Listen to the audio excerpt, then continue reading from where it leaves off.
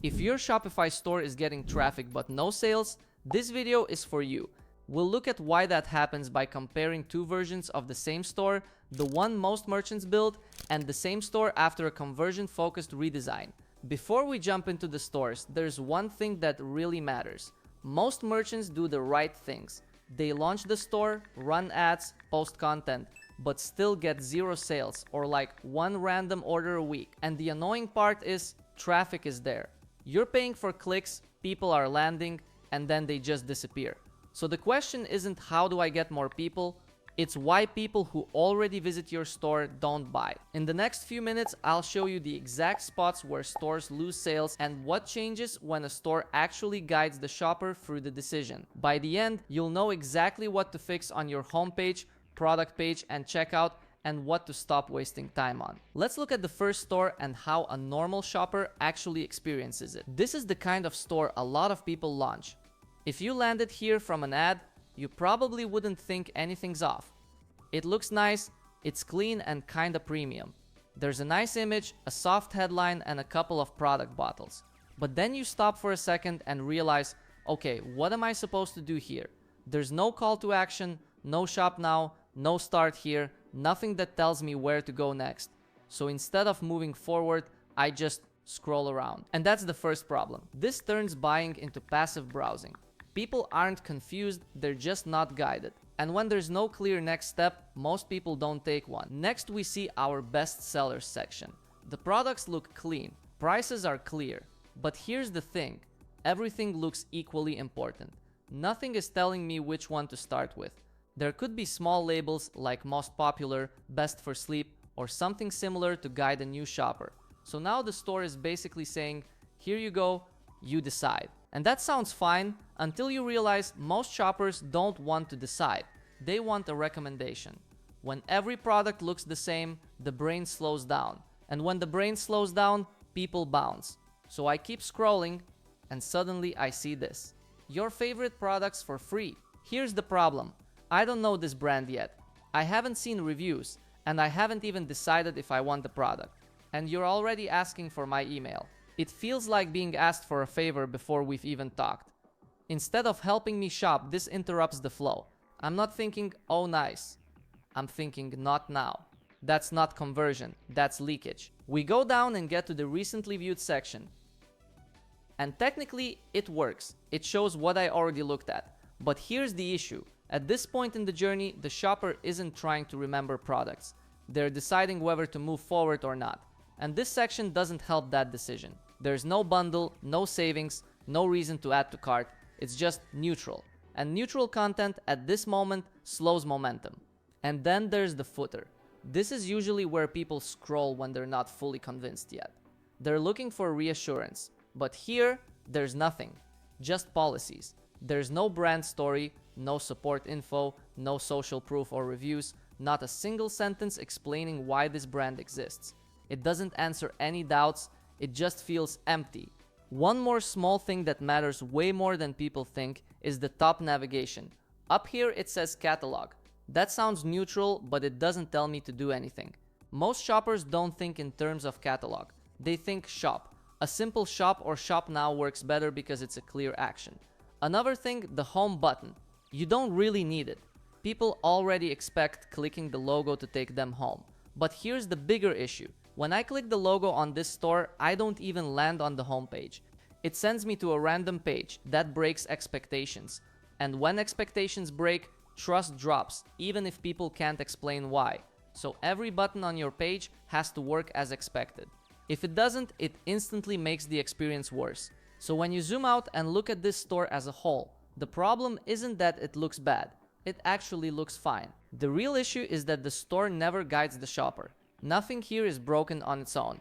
But at every step, the shopper has to decide what to do next by themselves. And when people have to think too much, they usually leave. This isn't a traffic problem. It's a guidance problem. Now let's look at the same landing page, just redesigned with conversion in mind. Okay, look at this. Now the hero fits way better.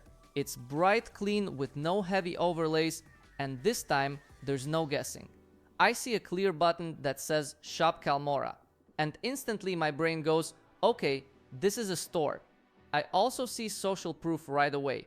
4.8 stars from 900 verified customers. So there's trust before I even scroll. Now look at this header. It's clean and minimal. Happy customers immediately points to reviews, and shop instantly tells me what to do. We scroll down, and immediately this feels different. Every product already has reviews. Not 5, hundreds of them, which feels real. I don't have to click in to see proof. It's right there. One product clearly stands out with more stars. So subconsciously, I already know where most people start. And each product has a role. This one's for sleep. This one's for work. That reduces decision stress. Now look at this section. This is where the decision actually gets easier. I see the bundle right away. It's clearly marked as most popular. So I immediately understand what most people choose. I also see the savings. It's spelled out. I don't have to calculate anything. Then there's the subscription option. It's explained. I see how much I save.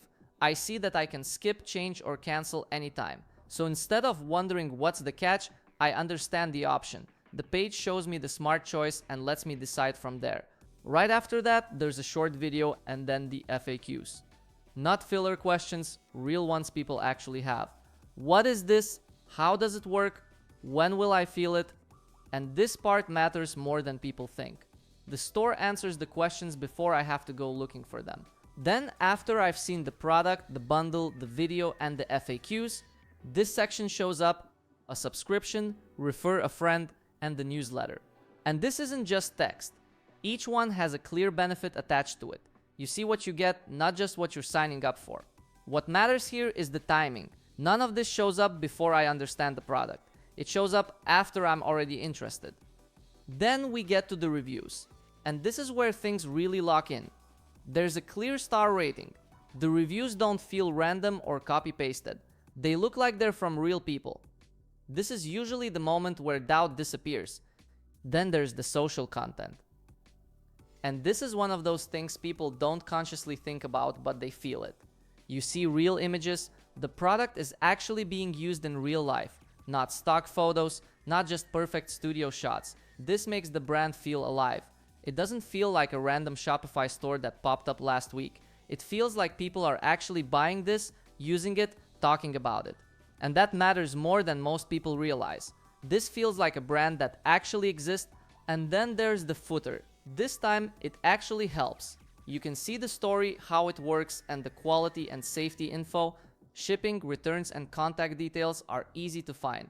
So if someone is double checking their decision, the answers are right there. The main idea here isn't buttons or small tweaks, it's the order of steps a buyer goes through, and whether the page gives them a clear next move. Now let's go to the product page and see how it handles the decision. Starting again with the store most merchants build. So now we land on the product page.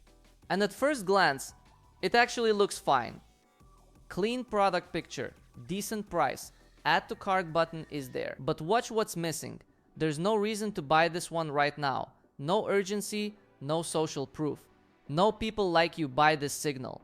And the price font size is too small compared to the rest. It's basically saying, here's the product, decide. And that's already asking too much. Let's read what they actually tell us. Calm support, day and night. Free shipping over 39 euros, subscribe and save. Okay, that's nice. But here's the problem. I still don't know who this is really for. Is it for work stress, for sleep, for anxiety, for everyday focus? Everything is implied, but nothing is clear.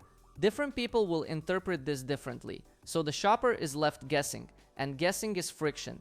If I have to interpret the product, I'm probably not buying it. Now look here. I'm about to add to cart. This is the moment where most people hesitate. And what do they see? 10 reviews. That's not enough. So the question in my head becomes, am I one of the first people buying this? And nobody wants to be the test subject. Reviews aren't about hype. They're about safety. They do offer a subscribe and save option. That's good. But it's just there. There's no explanation, no reason to choose it, and no framing around why committing makes sense. It also doesn't explain the subscription rules at all, so most shoppers just ignore it. A subscription without context feels like a trap, not a benefit. Then we scroll, and we get some content sections here. but the picture is too dark, and that shop now comes too early. I've barely scrolled from the previous section, and again the image feels like something generic from Google. These content sections are good, but they don't connect to the buy decision. They feel like brand statements, not decision helpers. They never answer the question, why should I add this to my cart right now? For example, instead of vague lines, this section could say something like, best for work stress because it helps you stay calm without feeling tired. Or something like, 95% of customers report better sleep after 2 weeks. That kind of copy helps me decide. Good copy without direction still doesn't convert. Then we scroll and finally hit the FAQ, and the questions are actually solid. Shipping, returns, manufacturing. This is the reassurance people need. But here's the issue. It's buried. Most shoppers won't scroll this far unless they're already convinced. So the trust comes after the decision moment. And that's backwards. So we finally hit the reviews, and the first few look fine. They might be real, they might be lightly edited. Either way, that's okay. But after that, the rest are clearly just imported. Amazon-style reviews dropped in without context. And there's another issue. There are no real product photos in the reviews. No pictures from customers actually using it. That makes it harder to trust. And the bigger problem is the volume. 10 reviews is not enough. For most products, you need at least 100 or more to feel safe. Because when people are unsure, they don't stop at the first page. They scroll to the second, sometimes even the third. They're not looking for hype, they're looking for reassurance. And this section just doesn't deliver enough of it. But okay, scroll up and let's add the product to cart. The cart works, but it's basically empty. It shows the product, the price, and that's where it stops. There's no upsell. No bundle reminder, no progress bar. Nothing that encourages a slightly bigger order. So the cart doesn't lift AOV, it just passes the shopper through. So let's go to checkout. It works, nothing breaks. But that's also where it ends. There are no post-purchase upsells, no extra value captured. Once the order is placed, the opportunity is gone. This store doesn't lose money because it's broken. It leaks money because it leaves moments unused. So here's the pattern. That product page isn't bad, it's just neutral. It explains the product, but it doesn't sell it. There's no guidance. And when the page stays neutral, the shopper does too. Now let's look at a product page that actually sells. I land on the product page and immediately understand what this is. Not some vague wellness thing. It clearly tells me what changes. Feel calmer during the day, stay focused under stress. That works because I don't have to read a wall of text. I get quick answers to the basics right away. Then I see the bundles. This alone can massively lift AOV. They're visible on the landing page and again on the product page. That matters because the shopper sees the value early and then confirms it when they're ready to decide. And notice the urgency.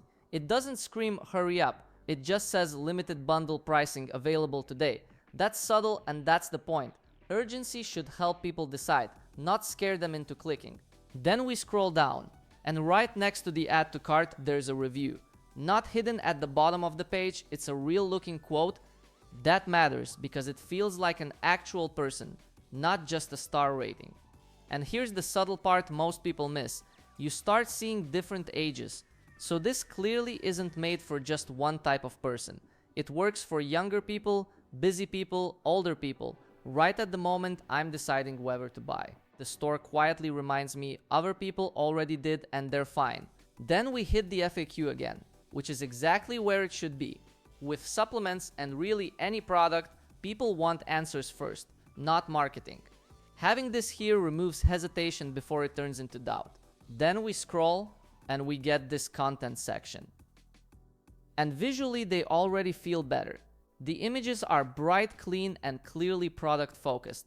Nothing feels dark or generic. But more importantly, the copy actually helps me decide. It tells me what changes when I take this. Then we see the ingredients, not as a long list, but explained visually. Each ingredient has a reason to be there. So I understand why this works, not just what it contains. These sections don't push me to buy. They remove the last reasons not to. And that's what good content sections are supposed to do. Okay, we get the same products carousel. That's good, it keeps momentum going. But then we hit the blog section. And this actually helps more than people think. Because this isn't random content. It answers questions people are already thinking: how to stay balanced, morning routines, what's inside this product, and why. This builds confidence without asking for a click. It makes the brand feel informed, intentional, and real. So if someone isn't ready to buy yet, they don't bounce. They stay in the ecosystem. And that's the difference. The store doesn't just sell, it supports the decision, moving to reviews. Now they feel complete. There's more than just 3 perfect 5-star quotes, and it's not followed by a wall of generic imported reviews that feel fake. Instead of convincing the shopper, this page quietly removes hesitation at every step. Okay, now let's move to the cart. I'll go with the single option. I add it to cart and the cart slides in smoothly. I see the product right away. There's an option to change the subscription frequency, which is nice, and a bundle suggestion below. Then I notice the progress bar. I'm 12 euros away from free shipping. There's also a note that the cart expires soon, so I add one more item. Free shipping unlocks plus a 10% discount and a gift. Then I see another step. Add 11 more euros to get an extra 10% off. So I start looking at what to add. The upsells below actually fit. I go with the travel case, it makes sense with the product. I'm now at 55 euros total, and it doesn't feel forced, it feels easy. At this point, the cart did the work for me. So I just go to checkout. After checkout, this page pops up with a post-purchase offer. This time the discount is heavier, save 20%. And honestly, that makes sense. I already bought once, and I was curious about the other products. So this is actually the best moment to try more. From the merchant side, this is smart too. The order is already placed, so offering a bigger discount here doesn't risk the main sale. It's just extra value on top. So I add one more product. By the time I'm done, the order's almost at 80 euros. So this is the logic your store should follow. At every step, the customer needs to be guided, not pushed, not confused. In this video, I used Kaching apps to demonstrate that logic. Bundles, the cart, subscriptions, and post-purchase upsells, each supporting a different moment in the journey. If you want to see how this is actually set up step by step, the next video shows exactly how to configure each app.